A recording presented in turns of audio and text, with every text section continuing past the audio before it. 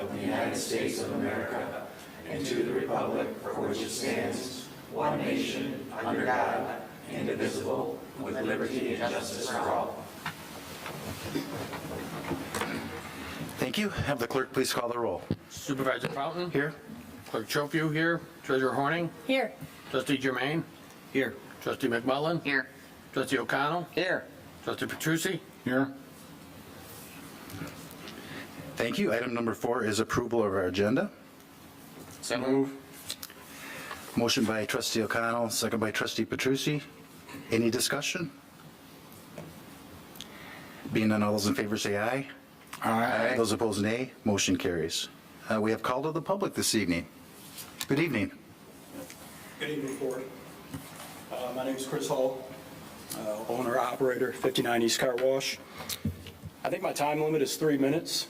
Is that correct, usually?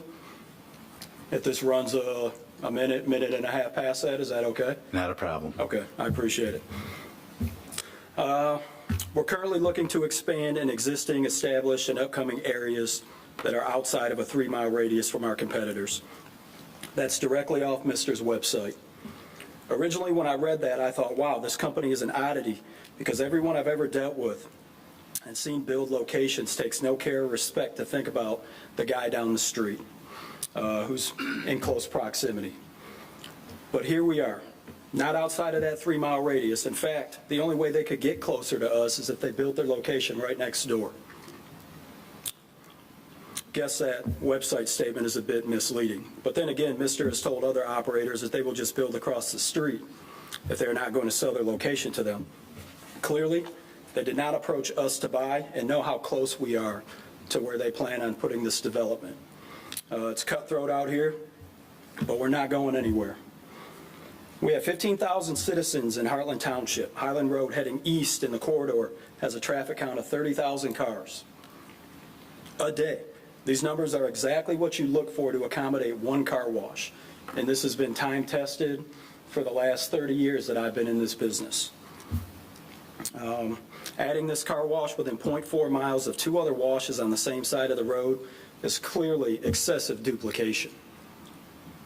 There are a few things that will happen if this tunnel wash is built. Number one, first and foremost, is traffic. By traffic, I mean it ends up on Highland Road, no matter how many cars you can stack in your parking lot. Every busy operator knows this to be true. The Walmart and Burger King traffic studies, peak hour trips that Mister presented the Planning Commission, which you guys may have seen yourselves, those are laughable because none of them hold any truth, because you absolutely cannot compare that to a tunnel car wash.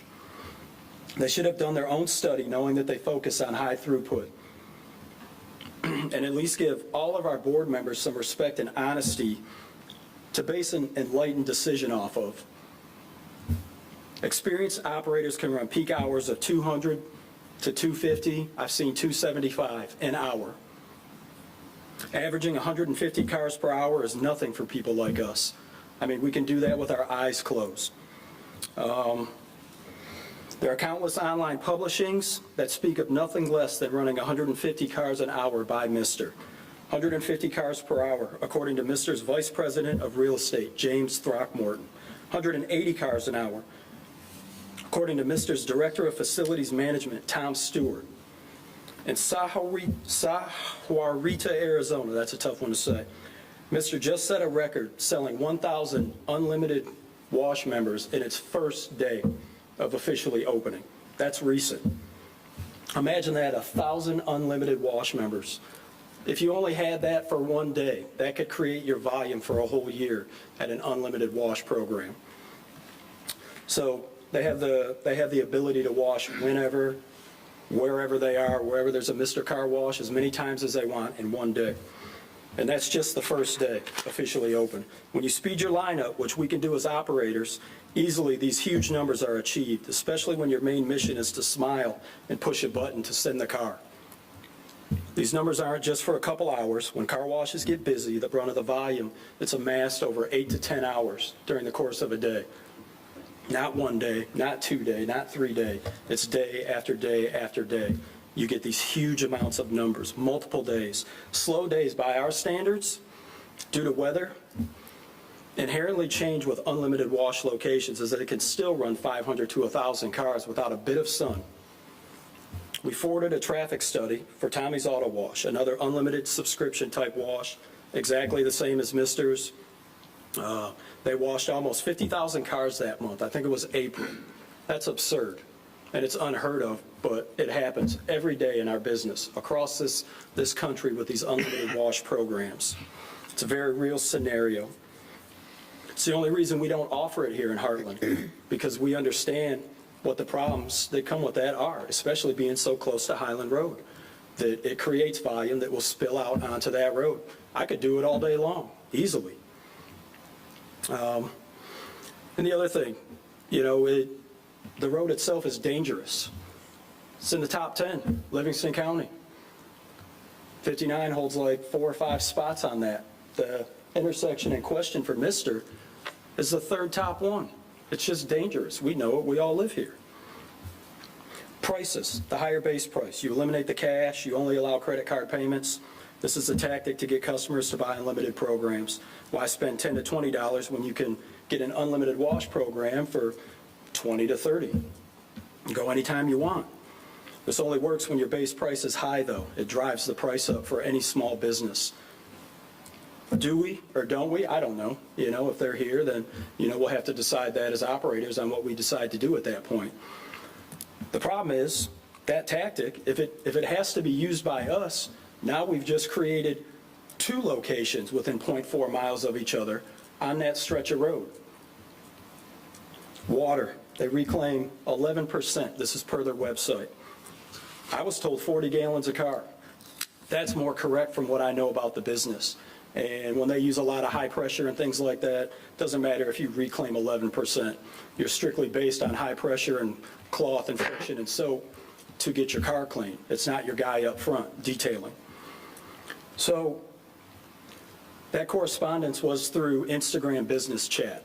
And I was kind of floored, you know, because I know to what I believe Mister to be that they probably fudge numbers. You probably haven't seen many numbers from them.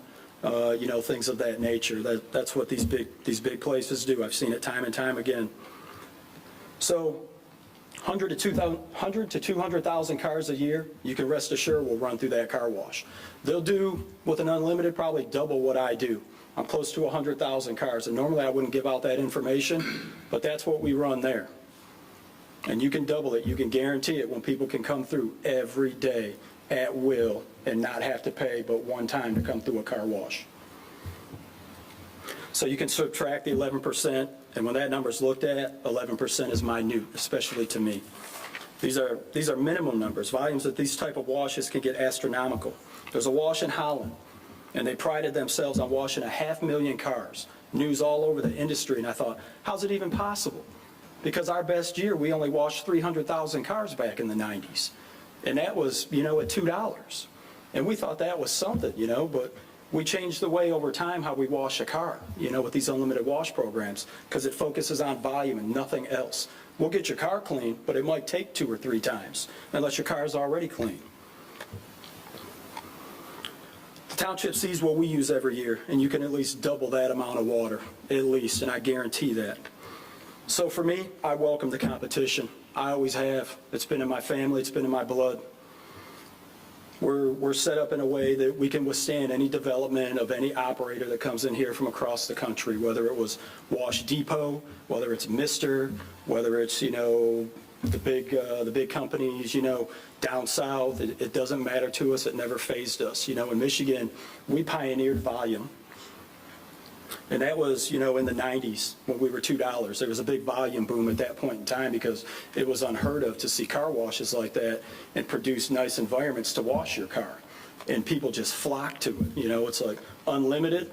That's just your new form of discounting a car wash. And that brings in volume. So we at the time were the largestly private-owned company in Michigan and number 6 in the country.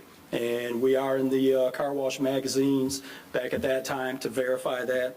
Those are true statements, true numbers. My dad owns 2 now in Battle Creek.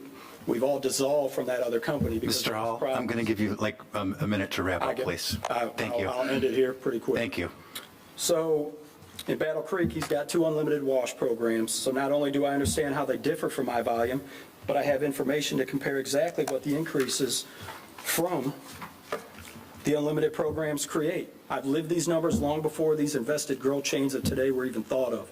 My record hour was 224, and people wanted to beat that, so we sped the line speed up all across the company. We started running 230s, 240s until it had to basically get shut down because you sacrifice your quality. And when you're running volume and you're going for growth, you're willing to sacrifice it at all costs because you want to be the best. You want those numbers. Day after day, we did it. 18 locations, only to sacrifice the quality. Especially when you have big investors that go public with your company, you need that volume. So to conclude, Mr. has beautiful locations. They are absolutely stunning when you look at them from an operator's standpoint. The largest chain in the country, they're impressive what they're doing. It's mind-boggling to think of a company that big in our industry, maybe worth $6 billion, I think it was at one point. But that doesn't mean they're needed here. Aside from being a small business owner in Heartland for 5 years, my family and I, we've lived here for 14 years. We're residents. We want the best for our community. Of all the businesses this community could use, another car wash falls far on the list in my eyes. And we see a lot of faces here come through our car wash and talk. And they have the same feeling about Mr. coming in down there. Some people are going to love him, some people are not. It's just the business. So, unfortunately, we don't get to make the decision on what happens here. You guys do, and I tell you, I don't envy anybody, you know. I respect all of you, but I don't envy any of the decisions that you guys have to make for our community to try and keep it small and stop, you know, big growth or whatever you guys decide to do. But thanks to all of you for listening. I appreciate it. Thank you. Anybody else this evening? Call of the public? Being none, we'll move on to item number 6, which is approval of our consent agenda. So moved. Support. Motion by Treasurer Horny, second by Trustee O'Connell. Any discussion? Being none, all those in favor say aye. Aye. Those opposed, nay. Motion carries. Thank you. We have 3 items this evening on pending and new business. Our first one is site plan number 23-001 M59 Properties, which is a plan development. And this is the first time they've been in front of our board. And with the PD, this is under concept plan. So, folks, if you would like to come up, I think you've been at the Planning Commission. You are being televised all over the world via technology. So, you know, we don't know if there's one person or who knows. Might be our big night tonight. But with that, welcome. Thank you. And I'm going to turn this over to our planner, Troy Langer. And Troy's going to explain the process of the PD and explain the process of this evening's concept plan. So, Troy, you have the floor. Thank you very much. As you mentioned, the applicant has applied for a plan development. This is the very early stages of that. Under our plan development process, I try to keep it as simple as possible. I look at it as a 3-step process. The first step is the conceptual review. This is effectively where an applicant puts together an idea, concept of something they are proposing. They have not invested too much time or money, and they are seeking input from the township. The conceptual review goes to our Planning Commission. No formal decision is made. Comments are provided to the applicant. The conceptual review also goes to our Township Board, again, for comments. No formal decision is made. If the applicant feels that the project had favorable comments, they would proceed to the next step, which is the preliminary review. This is a much more detailed site plan review. We would get into the architectural design elements, the landscape elements, the grading, lighting. So it would be a much more detailed review of the development. It would also be a public hearing. We would hold a public hearing at the Planning Commission, and at that stage, the Planning Commission would forward a formal recommendation to the Township Board. The preliminary review would move on to the Township Board, they would make a decision as to whether to proceed with the project or not. If at that point the project had success, it would move on to the last phase of the plan development, which would be the final. And at that point, we're no longer looking at the site plans, we're focusing more on the master deeds, any easements, any actual recorded type documents. Sometimes that phase is referred to as the legalese phase, and again, that goes to our planning commission as well as our township board. And in this project, after the PD has been wrapped up, what you're looking at is there are multiple buildings on here. Probably every single one of these buildings would come back to our planning commission for a site plan approval, where we would then apply the standards that became part of the PD to each site plan that's approved. So that's the process in its entirety, and the applicant is at the very beginning of it. They were in front of our planning commission at their last meeting in January. And in general, this project, it's located at the corner, southwest corner of M59 and Old US 23. It's about a 30-acre piece, and on the northern portion of the property, they're showing commercial. For the most part, the commercial you see there would be examples of something that might happen, not necessarily as a proposal, with probably the exception at the extreme corner, which is showing a gas station convenience store. At this point, they have interest in moving forward with that portion of it. The other commercial that you see, even as it wraps to the south, would be examples, placeholders. And then the other component of this development is somewhat in the center of the site, is a residential development. It's an apartment complex, somewhat in the center of the site. So that's the process that we're looking at, and that's where we're at in this process. And that's just a quick overview of the project, and I'll be available to answer any questions that may come up. Thanks, Troy. Any board members have any questions at this point?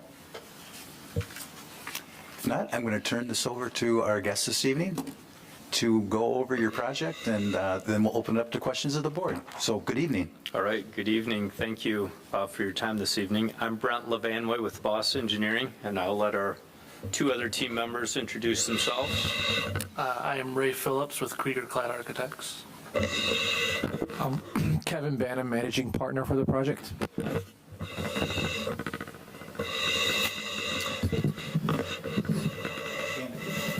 If you need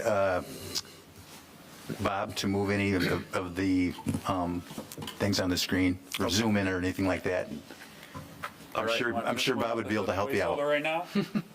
This is fine. Okay. Thank you. So, obviously, everybody is familiar with the site. It's been vacant for a long time. The 30 acres there at the southwest corner of Old US 23 and M59. Troy obviously introduced the project. We do understand there have been previous projects proposed for this property. We feel ours is different in a few ways. Certainly our density of our apartments is less than what was previously proposed. The commercial components, which are primarily along M59, although there are two that are proposed along Old US 23 as well. As Troy mentioned, they are concept only at this point, with the exception of the proposed gas station at the corner, or at the intersection. Kevin is owner of the USA To Go brand gas stations. That is what would be proposed in this location. And the centerpiece of our proposal, as far as a public benefit standpoint, is the road connection from Old US 23 over to the Cheryl Stockwell Academy. We had not reached out to Cheryl Stockwell prior to the Planning Commission. We had anticipated doing that, and they encouraged it, obviously. And we have since done that, and they are certainly in favor of this. They feel that based on their large number of students that come from the south on Old US 23, it would have a significant difference or make a significant difference with regard to the AM and PM peak traffic that obviously, as we all know, I drive M59 myself. As we all know, is significant during those school hours. So that is our centerpiece of our public improvements. We also have additional access points on M59 and Old US 23. We will obviously be moving forward with the significant detail, including traffic study, work with MDOT, work with the road commission as we move forward with the project. But obviously, we're here this evening to receive input from the board. We were very pleased with the input received from the planning commission, and obviously are looking forward to the comments from each and every board member this evening. With that, I'm going to turn it over to Ray. He's going to talk a little bit more specifically about the multifamily component of the project. If you could go to the next slide, please. Maybe keep going. I'm gonna zoom out here a second, bear with me. Yep.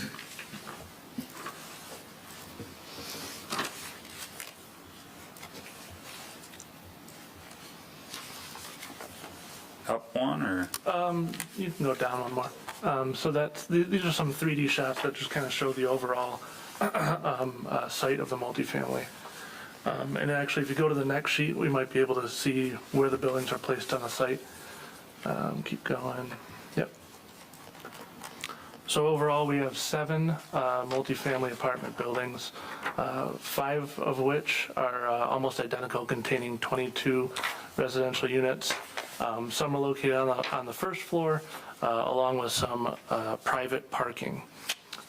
We also have one building that's located right in the middle, just to the right of the pool that we have planned, and we are planning on having some amenity spaces located in that building on the first floor. So from the roundabout, you would head south down a boulevard, which hallmarks the entrance leading the residents and the guests to the development. The central boulevard terminates at our planned clubhouse amenity space, along with the detention pond that's located directly behind. Most of the buildings were laid out around this central pond feature, while also extending out to the edges of the site. We have vehicular circulation and parking located around the perimeter, lined with plenty of green space. Parking is concealed along these new proposed roads, and as you can see, we have the green space and pedestrian pathways throughout the site.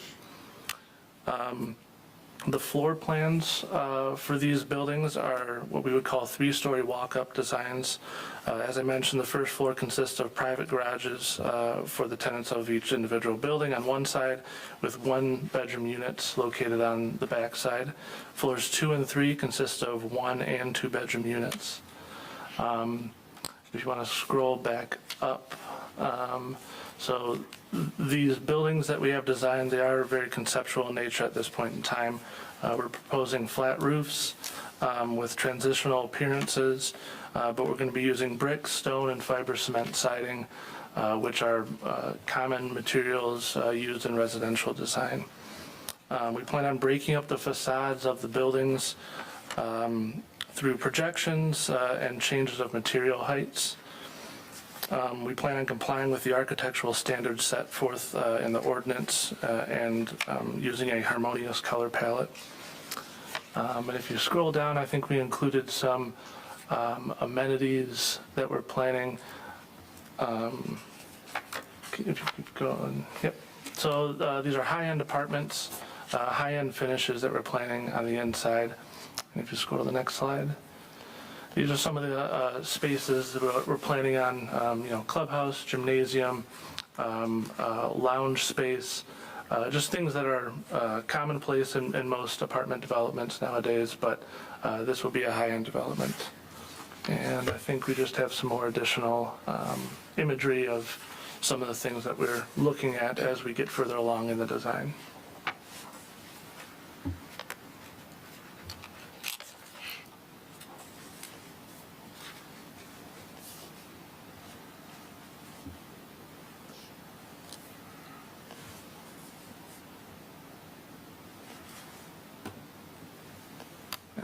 I think that's it. Oh, and we're proposing 168 units overall, which I believe is meets the, we are allowed to do with the density requirement bonus. So we welcome any comments. Is it Kevin? Would you have anything to add before we open it up to questions? No, I think we're good. Okay. So with that, my first question would be, this is a PD. So is the gas station and these apartments, would that be like a phase one in the internal road? Or could you maybe just give me an idea of what you're thinking phase-wise? Yeah, that I think is exactly what our phase one. It would be obviously the connector road from Old US 23 to Cheryl Stockwell. We would also complete begin the multifamily buildings. Those likely would actually be phased, so while it would be phase one, not every building would be Right. initially. And then the gas station, yes. Okay, thank you.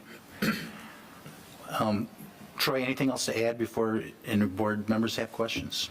We just talked a little briefly on the density. The last time we had a project before, a concept on this property, the density was a concern.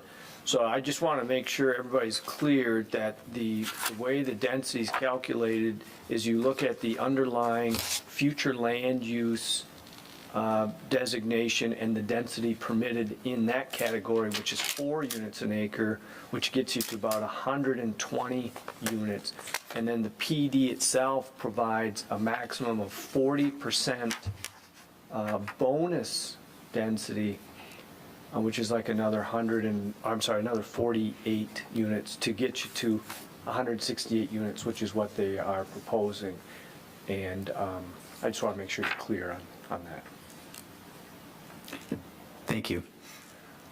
With that, I'll open it up. Board members can ask our applicants any questions they would like, or if you had something for Troy as well. So, questions?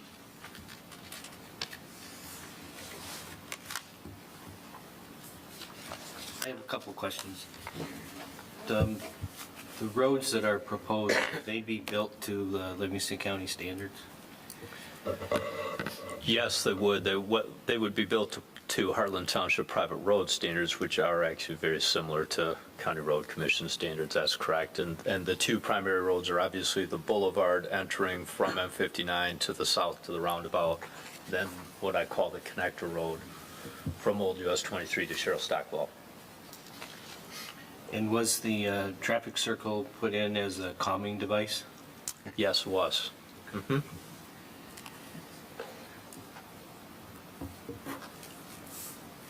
My next question is, what's the ratio of the garages to apartments? Because looks like there's a great deal of surface parking.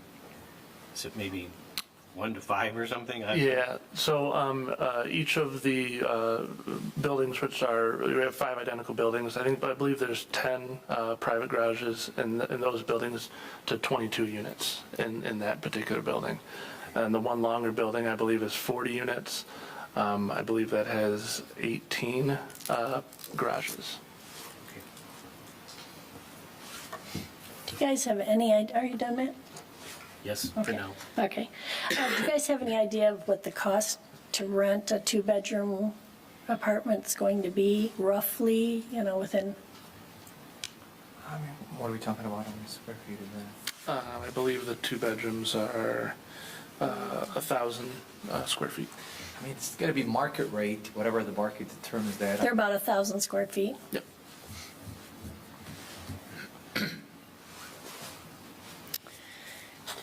Well, do you want me to go? A few comments I have. As a person who lives right off M59 and drives by Cheryl Stockwell every day and goes south on Old 23, that is it is our busiest corner in the entire township. Without being able to point there, where you come down around the corner there on Old 23, you show not widening that road. So right now, when you turn south, you cram in together, and then you show a decel lane after. So you're going to have people turn the corner, cram together, then get into a short decel lane. I see that as kind of a hazard as a person who uses it a lot. So the road commission will be improving. Yeah. And we anticipate that will likely be prior to our project.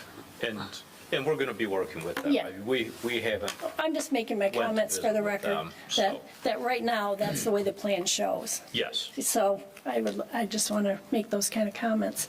I also notice up where Cheryl Stockwell is on M59, that your entrance, I don't know how many feet that is, but is it probably across from the Target, their entrance, Troy? Well, I don't know that for sure, Okay. but I It probably think lines up. Target's a little further down. You've got CVS on the corner. It's probably the Tony Sacco's entrance then, because they usually line them up. Yeah. Anyway, I just see that as people coming out of Cheryl Stockwell, people coming out of your development, turning left. There will be a traffic study, so we'll see all that, but these are just some of my concerns that I see with Cheryl Stockwell, people trying to come out and turn right, your people coming out and trying to turn left. You're asking for the maximum bonus density of 40%, and I just think that's extreme for that site. I like the layout and I like the plan. I would like to see, personally, I'd like to see condos, something that young people could invest in. I would also, like to see the density at normal density. We're running out of sewer capacity. I think normal density I would like.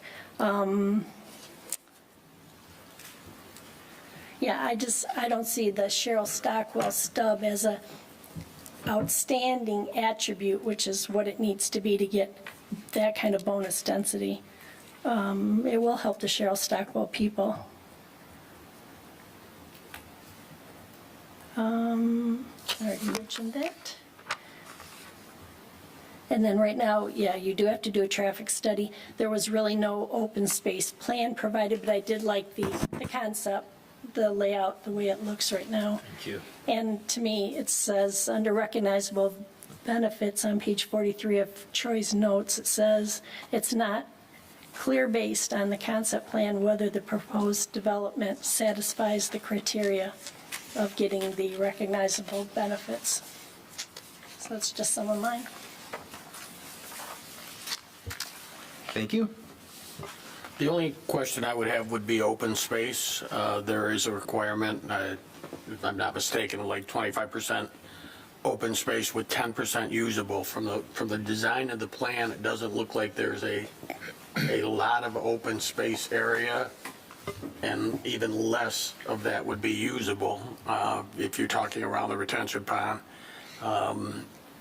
Again, I don't know if this is the time to ask that question, but I would be a little bit concerned that you could meet that requirement. Yes, that's certainly something that we will be cognizant of as we move forward with developing the more detailed plans.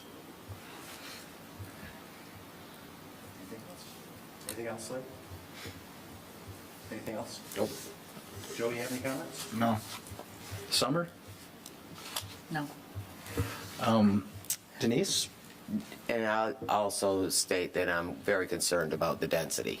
I know 40% is the max. A little bit less would be better. I like to try to keep our small town feel. I like the concept. I think it's a great idea, but the density is concerning to me. Thank you. Do you have another development in this area that if somebody wanted to drive like a half hour away, is there anything like this or similar to this in this area? I know we have a couple developments in Royal Oak and Ferndale area. None that I could think of that are quite like this. We did do one down in Florida that's similar, but that's not within driving distance. Well, it could be. Making a trip. Kevin, would the USA To Go look much like the Latson Road one? Pretty much. Okay. I mean, now we're working, it's 20 years since we opened up our first location, so we're considering a new look, exterior and interior as well. So just an upgrade to what we've done. As far as development, we just got done developing in downtown Auburn Hills. We have a 260 unit. It was done through a different architect and engineering firm, but it's a product that you can check out. I think it's going to end up being at the same level as this. Okay. Maybe this will be a little bit even higher. Okay, thank you. Troy, do you have any final comments or any comments from the Planning Commission in their conceptual review? So the Planning Commission, well, I guess going back, this property has been, as was mentioned, had sat vacant for some time, and the township was approached with a project not only on this property, but to the property to the south. And it was largely an apartment complex with some commercial tossed into it. I don't remember the number of units that were in that off the top of my head, but at that time, 2016 or so, the township thought, gee, they just didn't want to give up that much commercial in its core, and ultimately that project didn't move forward, and then the township decided to have a retail market analysis done to examine what's going on in the retail industry. Is there maybe the township should have allowed some mixed use or should have done something different. And we got those results back from the retail market analysis.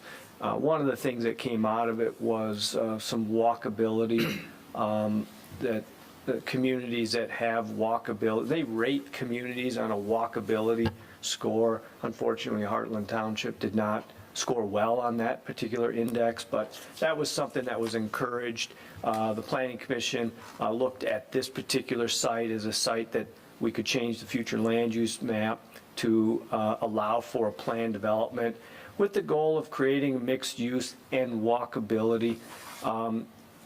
And in this case, the Planning Commission did talk about the sidewalks, pathways, and possibly making sure there's connection from the residential so that if residents there wanted to walk to those commercial users, and then some sidewalk or pathways in the residential development itself.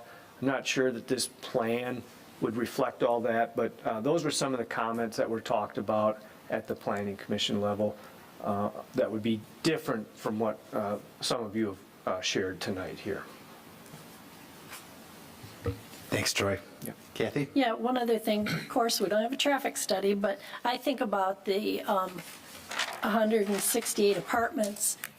You're going to have the heaviest traffic morning and after, coming home and going, and you're adding 300 to 400 cars there. If it was like a condo situation, I think you'd make money on it and you would get less cars because you'd have less units. Just my comments. Thank you. Mr. West? Real quick for Brent, maybe you can answer this one. I'm looking at this plan here. Is just the highlighted section, am I reading that correctly, is 14.2 acres? Is it just the kind of residential? Because did you say the whole thing was 30 acres? Correct. Do you know what this block down here, acre-wise, is? I don't, it's probably close to 5. Okay. And that is, there's a wetland through there, is that correct? There You kind of is. can't cross? Yes. I remember that from previous bisects the plans. site. Okay, just curious. Thank you very much. So the apartment area is 5 acres about? No, the apartment area is about 14. 14. It's almost 50% of the site. Okay. Any other comments? I did have one question. On this lot or portion that we were just talking about at the southeast corner of the property, Yes. why is there an indent on this far east side with that line that he's pointing with the marker? If I Is there an recall, easement for some other? I think there's. There is a small- DTE easement. Yeah, there's a. It's a historic DTE easement that is, Yeah. we found many a times in our township projects. So, Okay. If there's nothing else from the board this evening, do you have any final comments? Just that we appreciate the comments, and we are going to be moving forward with the project and look forward to coming back to both the Planning Commission and yourselves. Thank you very much. All right. Appreciate your time. Thank you. thanks, guys.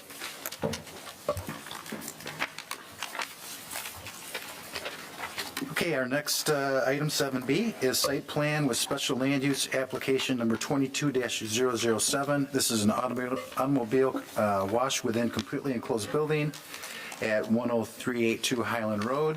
And these are revised plans dated November 9th, 2022, and architectural plans, I'm sorry, that was architectural plans, and then site plan and landscape plans were revised in December 22nd. So good evening and welcome. Troy, I'm going to turn this back over to you as our planning director. And again, if you could please preview where we are in the process and then go through a brief summary of what the applicant has. And then we will allow the applicants to make some comments, and then we'll open it up for board discussion. So again, welcome, gentlemen, and Troy, you have the floor. All right.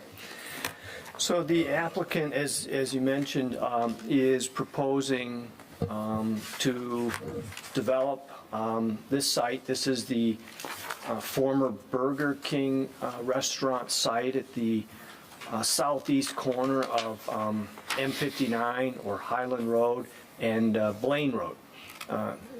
It's currently a former Burger King site and parking lot. They're proposing to essentially raise the building and redevelop the site kind of from ground up.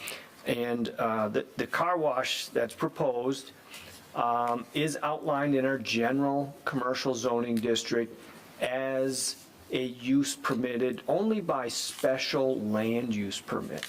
So most zoning categories, zoning districts, really throughout the country with zoning, will divide uses into those that are permitted typically either by an administrative review or by site plan in front of our planning commission, such as the case here with Heartland Township, or uses that are only permitted by special land use permit. And the special land use permit outlines general criteria for what it takes to receive approval for a special land use permit. And then also for car washes or automobile washes, there's like another set of special land use permit criteria. And this is essentially like a two-step process. The first part of that is a hearing at the Planning Commission, a public hearing. So we send notice out to surrounding property owners as well as do a legal ad in a local newspaper. The Planning Commission held that public hearing. We did hear from some people at that public hearing. At that time, the site plan was different than what you see now. And ultimately, the Planning Commission did not make a decision at its public hearing. The plan was brought back at a later date, and at that time, the Planning Commission provided more input, and the applicant revised the plan again. The issue that the Planning Commission was primarily dealing with at those earlier meetings was the location of the vacuum cleaners. As I had just mentioned, some of the standards for special use permit, in particular for an automobile wash, the criteria outlines that the vacuum cleaners shall only be located in the side or rear yard area. Where they were proposed originally would have been between the building and Blaine Road, which would have been the front yard area. So this resulted in a couple of changes. One, moving the vacuums to the east side of the building, so it's in the side. And then also they actually reduced the size of the building. I think the prior one, and I'm going from memory, but I think it was like 160 foot long, and this one here I think is like 130 feet in length. I don't know what that does on the inside, but those are just the dimensions. So it also changed the circulation and how you enter into the car wash as well as exit. Ultimately, at our second meeting, the Planning Commission's second meeting in January, the Planning Commission did recommend approval of the special land use permit. And so now it's moving on to the second part of that process, which is for the township board to review and make a final determination on that. I'd be more than happy to answer any questions or provide any additional information on this. I'm just giving a glossary overview of the process, and I'm here to answer any questions. Thank you and welcome. If you'd like to give us your names and then you can go and give us a quick preview of what you're proposing here, and I'll open it up to the board. Good evening. Good evening, how are you? My name is Frank Jarbo, the developer on the site. We actually been doing business in the community for quite a while now. We've worked with Troy and Bob for a while. We own the center that's down the street with the Dollar Tree, and I recently redeveloped the site with the Dairy Queen, and also now that big horrific box in the back, we've transformed that into a lovely Planet Fitness. So I hope everybody likes that. So we have some excess land there too as well that we hopefully in the future we want to continue to. We love doing business in Heartland. Everybody's been good and courteous to us. When this site became available, we jumped on it right away because it was one of those things where we wanted to play defense and make sure somebody did something right with it and not sat there dilapidated. I'm sure somebody would have, besides me, would have came about and did something, but we wanted something to complement the rest of the development and the corridor too as well. So, we found Mr. Car Wash. They've came and been very professional about their buildings and how they develop and everything that's going on with it. And we've worked with them to get this thing developed. So we're here to answer any questions, any concerns you may have. Thank you. My name is Jason Lambright, and I work for Mr. Car Wash. I'm out of the Grand Rapids region. And I'm Eric Oakensgaard with Kimley Horn & Associates. We're the consulting engineer for the project. Thank you.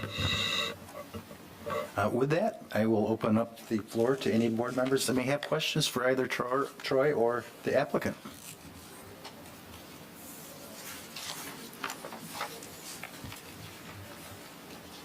I just have a couple of small things, I think. Obviously, the two biggest issues for me are traffic and water usage. I have no problems with the site plan. I think the building looks beautiful, all of that. But there seemed to be limited information on traffic, and the tripped information that you had there seemed to be fairly limited. Also with the water usage, we're guesstimating a number of our REUs. We have no idea because we've not received any data on that. So the two important issues to me, there just seemed to be a little bit of lacking information in the package. Sure, I'll go ahead and speak to traffic to start, and then I'll turn it over to Jason to talk about some of the water usage. Appreciate the question first off.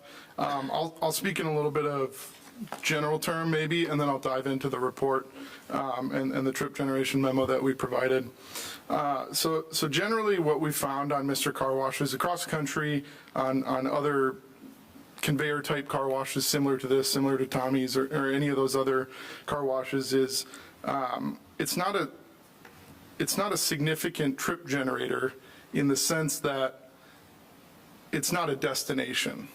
So a lot of the times what we see is there's existing traffic that we all see on 59 there, and people aren't leaving their house, going to the car wash, and then driving back home, right? They're coming home from work, or they're going to the restaurants, or going to Roking, or going to anything around in the area. So that kind of on a general term, the trip generations provided, I mean, it generates trips in the sense that people turn in and out of the site, but in broad terms, it doesn't add a whole lot of traffic to the corridor, if that makes sense.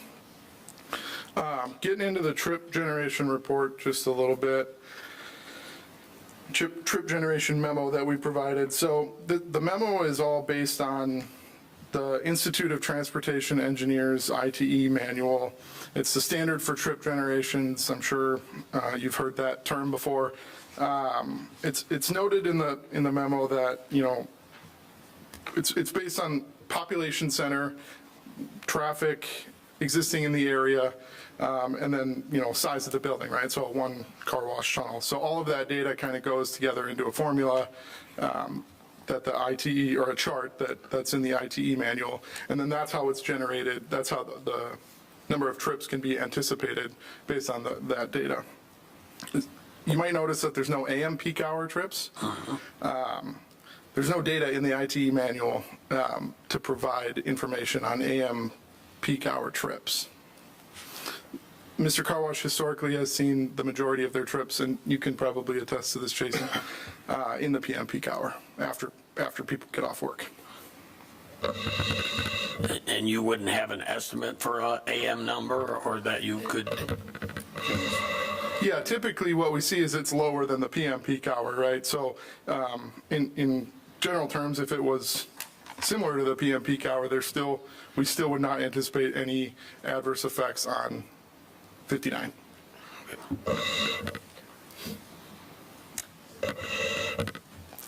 And regarding the water usage, is there a specific question that you just want to know kind of general how much water we're going to use maybe per car? Is that what you were looking for? I think he was talking about more, sorry, speak for you, but how the reclaim system works. Oh, so yeah, our reclaim system it's pretty simple. We have settling pits on the exterior side of the building. We use roughly about 25 gallons per vehicle, and we reuse about 80% of our water.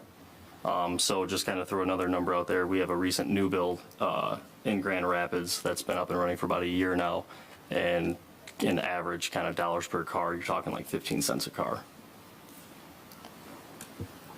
I'll add one thing on the water too. So the size pipe that the car wash needs to run all of their equipment is only a 2-inch pipe. It's not a big 6-inch main, nothing like that. It's only a 2-inch domestic service is all that the car wash needs. So you can imagine that it's pretty small. There's not a whole lot of water that is generated. A lot of it is reclaimed, as Jason said.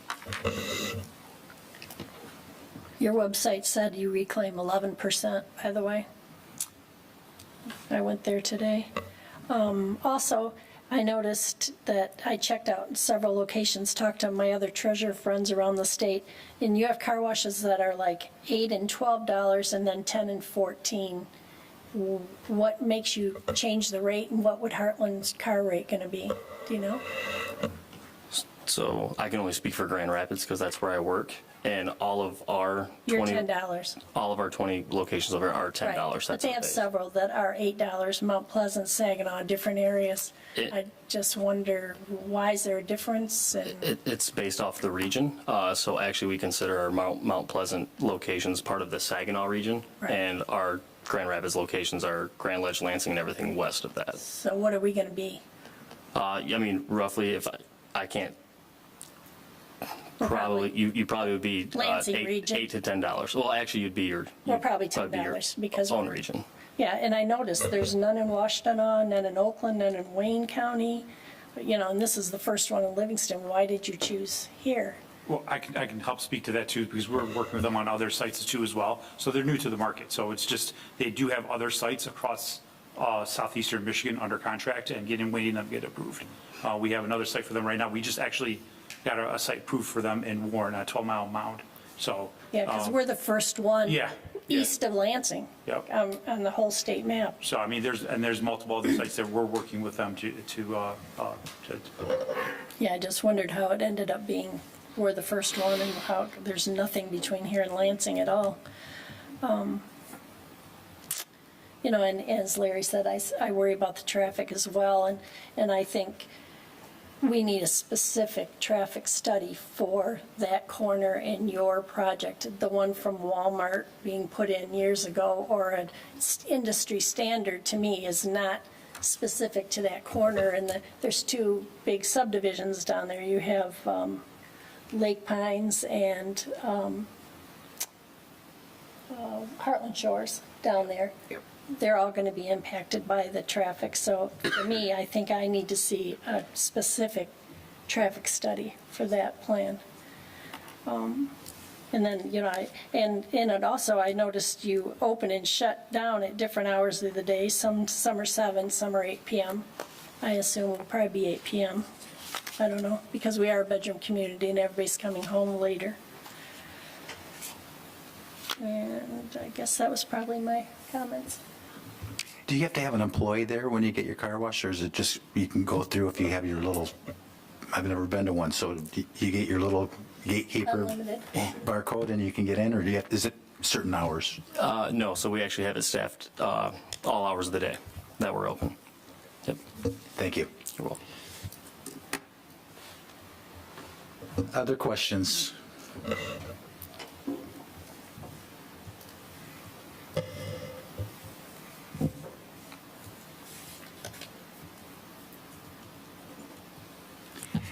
So help me out here, Bob. If there are 210 gallons in RU, correct? Yes. And the gentleman said it's 25 gallons per, He stated it's 25 gallons per wash. so you can do 8.4 cars roughly per every RU with that in mind. But we still And have a car they are looking for 85 RUs? No. The letter was very clear in that we have not had an accurate car count, nor have we had an accurate gallons per wash delivered to the township yet. I personally have had 3 different meetings with this organization, and they have yet to provide that to us. So I pulled data from their 4 other locations that was available through BSNA Online and was able to achieve or archive the water bills. And based on those water bills of other locations that were available, we've determined it's a minimum of 85 RUs. And we still require the accurate data before we can classify. We are in a capacity crunch. And in order for us to sign off on that permit, I'm going to ensure that it's the appropriate amount of RUs. And that's what our letter reflects, is that we still have not been provided. We will need that to move forward. Can we table this motion until we get that data and a traffic study? Troy? I suppose I should answer.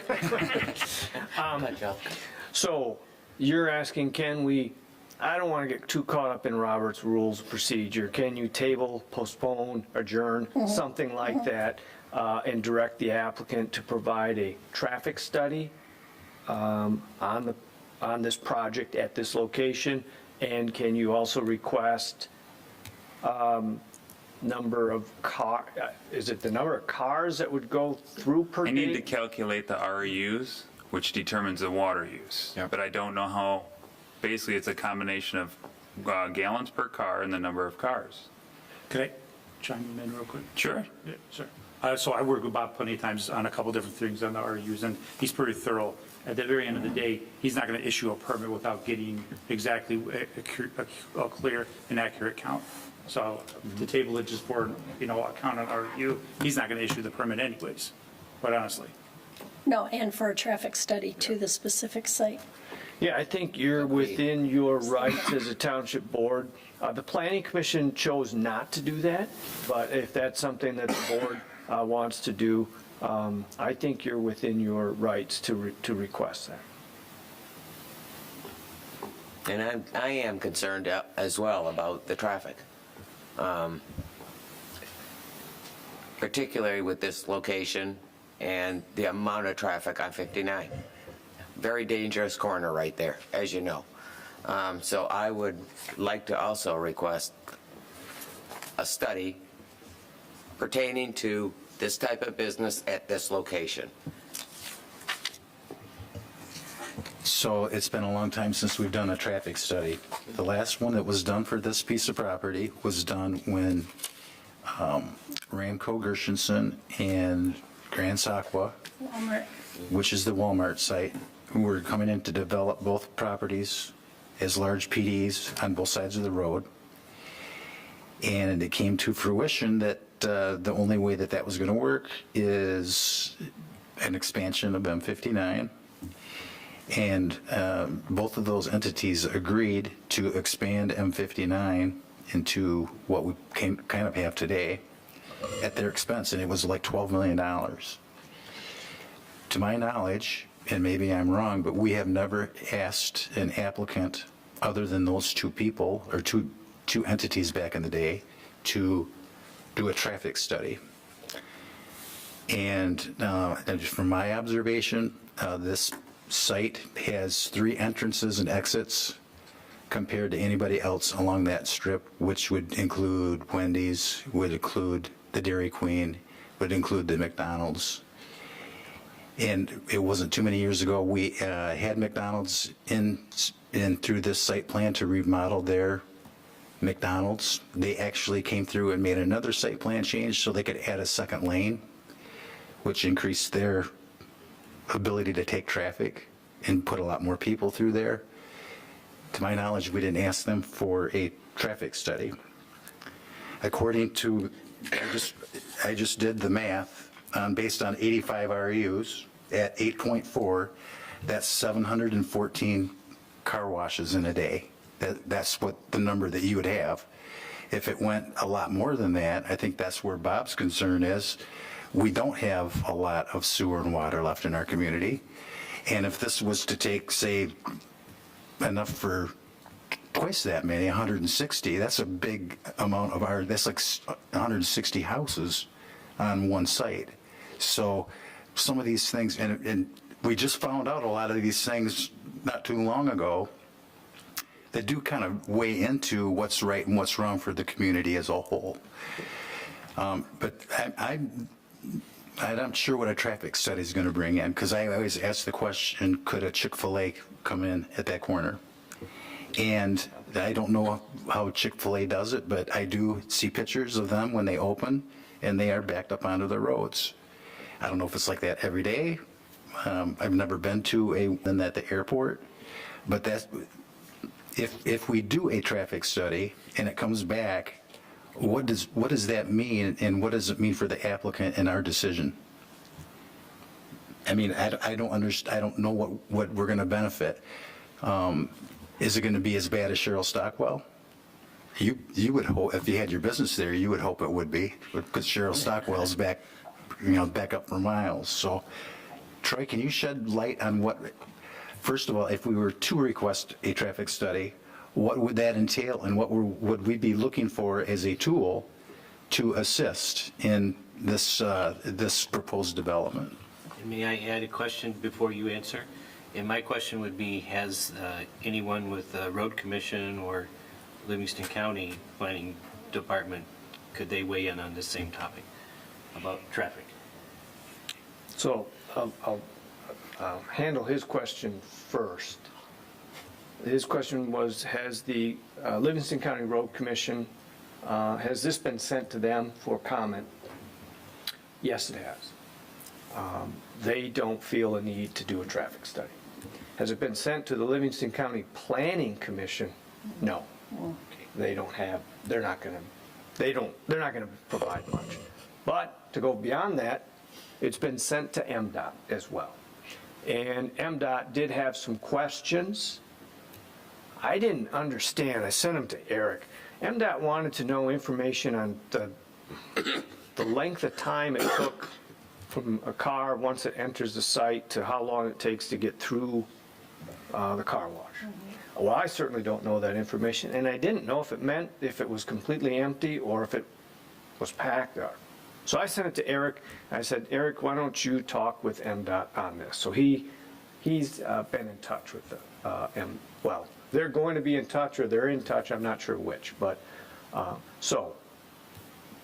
in my conversations with the County Road Commission,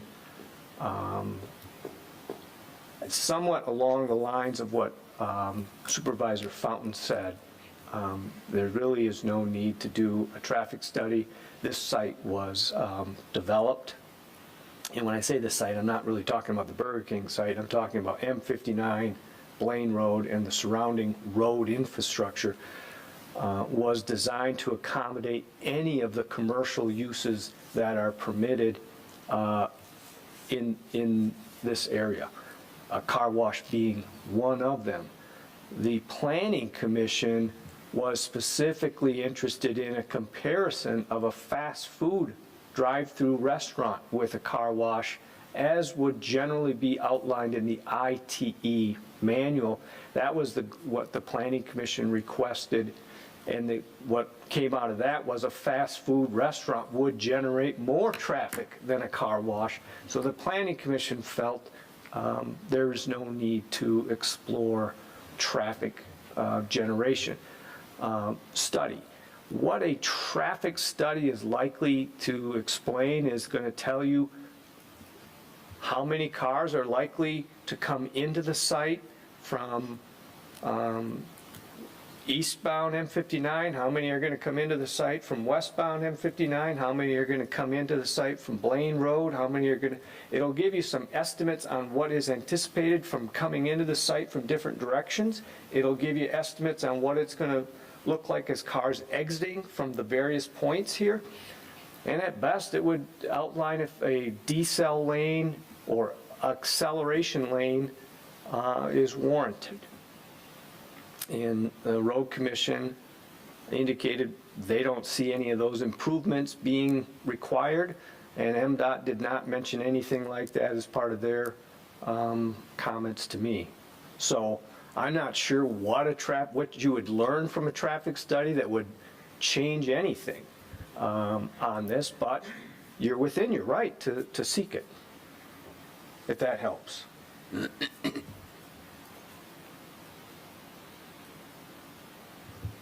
Other questions for the applicant? I have a question for Troy.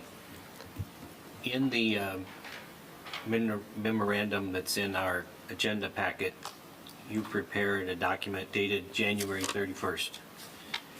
And your recommended action for our board is to move approval of site land use permit number 22-15 as outlined in the staff memorandum. And when I read through this multi-page document, there are many things that are still not to your satisfaction. Many times they're close, like especially a lot of the vegetation and things like that.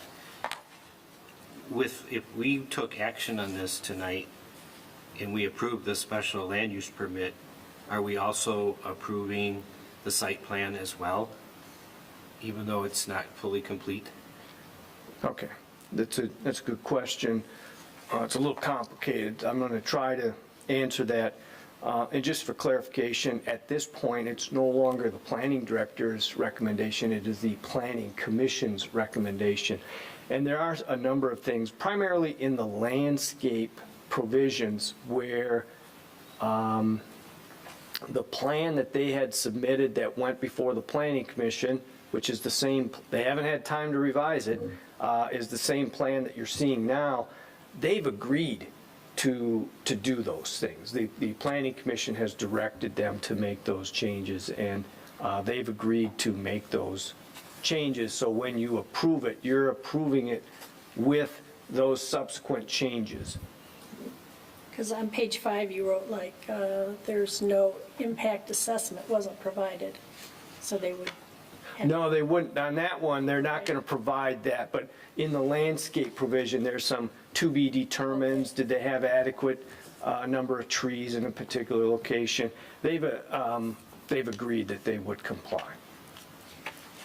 Thanks for clarifying that. So.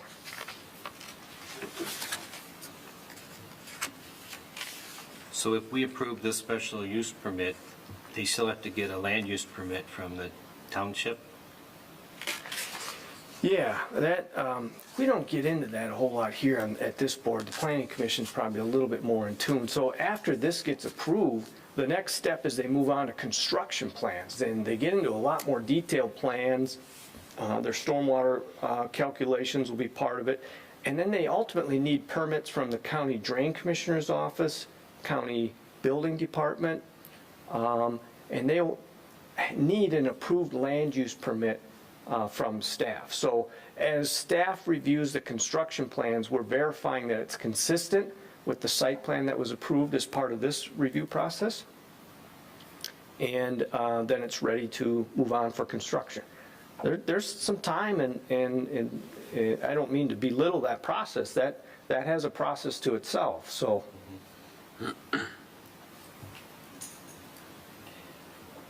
The fourth point you have in your conditions is that the applicant complies with any requirements from the Department of Public Works Director, Township Engineering Consultant, the Fire Authority, and other government agencies as appropriate. Mike, what are the concerns that you have? So currently, the concerns are exactly what Manager West had relayed in this, that we don't have, excuse me, accurate enough data on the 25 gallons per car, the car numbers for the day. We pride ourselves on being able to accurately try to calculate these REUs, and without the data, we can't do it. We've expressed this numerous times, that these are numbers that we need to be able to calculate that REU total. So that's the main thing that Public Works will be looking for on this. I hate to be hogging all the show here, people, so speak up, but, so I'm going to go back to you, Troy, because, you know, I don't see the traffic study benefits this a lot. And I recognize that the Planning Commission has put in a lot of work on this already, and I think has made, you know, vast improvements since it started, you know, last fall, maybe even prior to then. But if the township board approves this site plan and the applicant is not able to meet all these conditions, are we doing something in advance that we shouldn't do?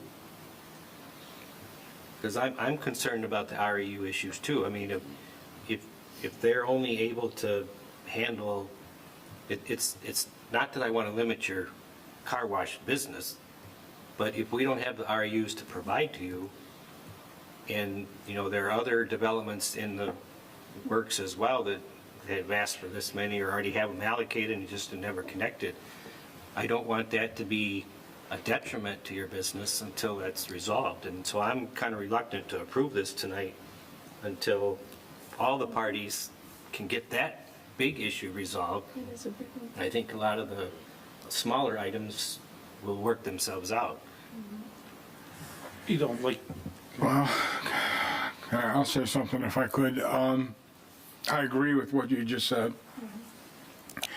I don't think anything should be approved until the township has been satisfied with all the information we need pertaining to the REUs and any other information that you need. I do have a question with regards to the traffic. That is bothersome to me.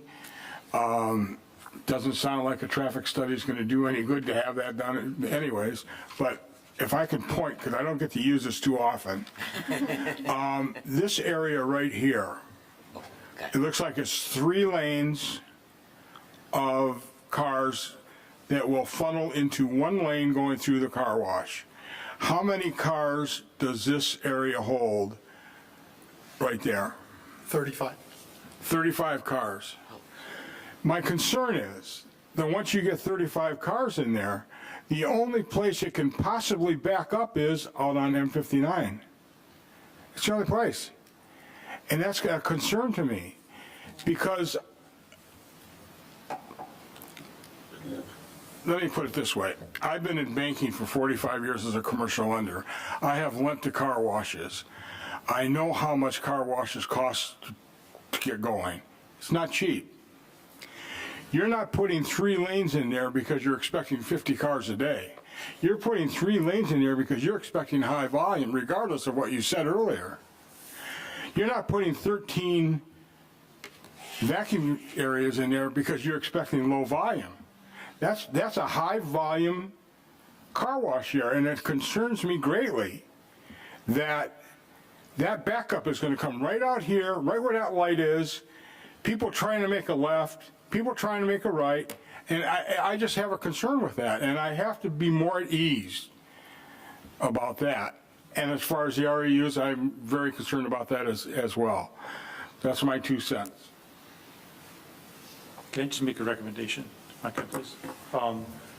We could possibly move forward on, if you were to, thinking about approving this, based on condition that Mr. West gets the REUs correct. He won't issue a permit until he gets the REUs correct.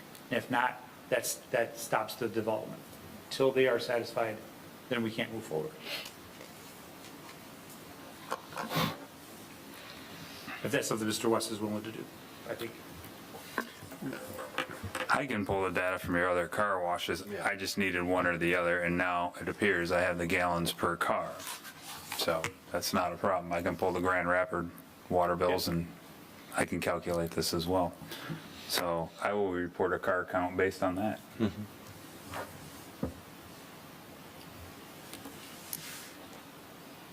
But I think that just like the previous applicant, you know, they're trying to maximize the number of apartments that they can build on the land they have allocated. You know, my family farms, and so we try to maximize the amount of bushels of corn and tons of silage we can generate. So that's common business sense. But if you're a high volume car wash and water's going to be the limiting factor, I think that's something that has to be resolved in advance. Otherwise, you're going to be working at a fraction of what you are basing your business plan on.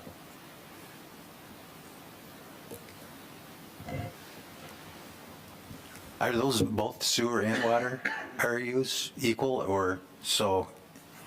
Yeah. So I think that, and there's a lot of moving parts right now in our sewer system, and one of those is what our capacity is left over right now.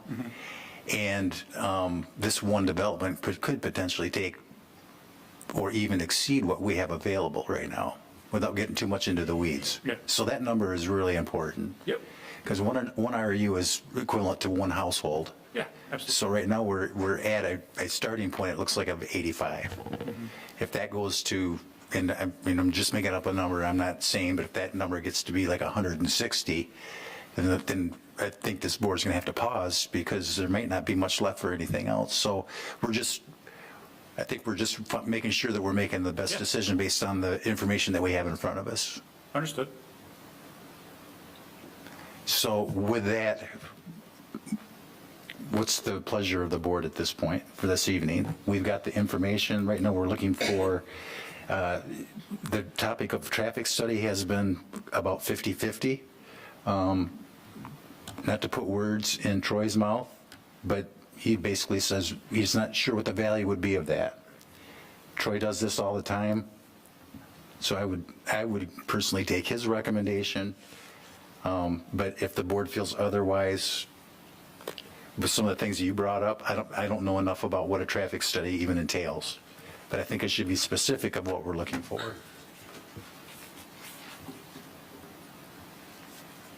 And does that come to fruition with the extra data that you would be willing to share? That's just operations, not proprietary. Just this is how much traffic we have on a given day, and what impact would that or could have on M59.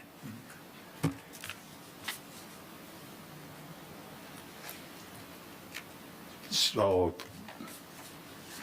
which direction would we like to go? Would we like to table based on getting the RU usage in a traffic study, just a traffic study, just the RUs, or both?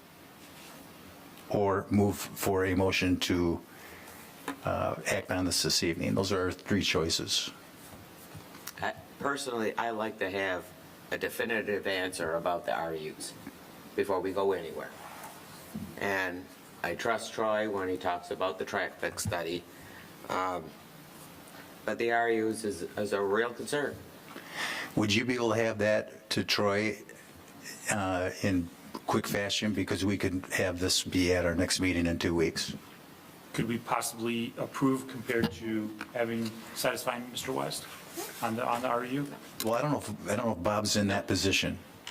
I'm just asking. I don't know the answer to that. I think if it came back to the board and that number was significantly higher than 86, I don't think Bob has the ability to make a broad-based decision on approval based on what he thinks. I think it's got to be vetted through the proper channels, which would be this entity. Yeah. So Bob, right now, what do you have them calculated at?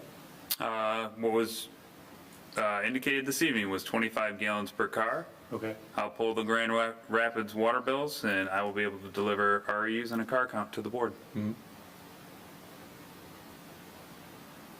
And just, again, so we're just having a dialogue. If that number was, just say 85 was what they originally wanted, and it starts to exceed that amount, well, what's the process for that? I'm not saying it is or isn't, but if there I'll have was, a recommendation for the board once I know the number. okay, all right. With that, Bob can get the information, you can reach out to the applicants, and we could postpone this. At this point, the question on the table is REUs, correct? Everybody's comfortable with the traffic the way it is? I don't think there's anything we can do about it. I don't think there is either, but just making sure that we're clear to the, is there any other issue on the table for the applicant when they come back other than the REU issue? Well, being none, I'll entertain a motion to table until our, what's 2 weeks from today? 21st? Yes. And that will be based on the satisfaction of the REUs, correct? So, Based on his, yes. yeah, so And, that's and the only, he, that will be the only hurdle. Mike and Bob will give us a recommendation based on what we have available Yep. and the amount that this would use. Okay. So I'll entertain a motion to table. So moved. Support. Motion by trustee Jermaine, second by trustee O'Connell. All those in favor say aye. Aye. Aye. Those opposed, no. Motion carries. Thank you for your time. Thank you. Yep. Okay, let's move on to item number 7C, which is 2023 Cundy Road paving Livingston County Road Commission agreement. Mike, I believe you have the table. Thank you, Supervisor Fountain. What you have before you this evening is a contract with Livingston County Road Commission. We've done these numerous times in the past for the repaving of Cundy Road. As many of you may know, the water main project that is wrapping up currently through the M59 corridor and down Cundy Road. We had some areas along there that with the water main being bored in, we needed to do some patching on the road. Cundy Road is in rough shape. I mean, anyone who's traveled it knows that it's in pretty rough shape. Subsequently, this was really kind of planned along with this project to pave Cundy Road. Livingston County Road Commission has come through and once again worked very well with us, that they're splitting the cost 50-50 with the repaving of the road. So it will answer any questions you may have. As of right now, it is not a budget amendment. It is budgeted for in the 23-24 budget, which you all will see here in the next couple weeks. Or if you look down. Look down on your table.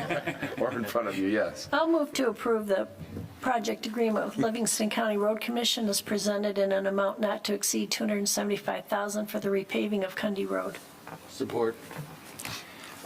Motion by Treasurer Horning, second by Clerk Schofu. Any discussion? Quick question.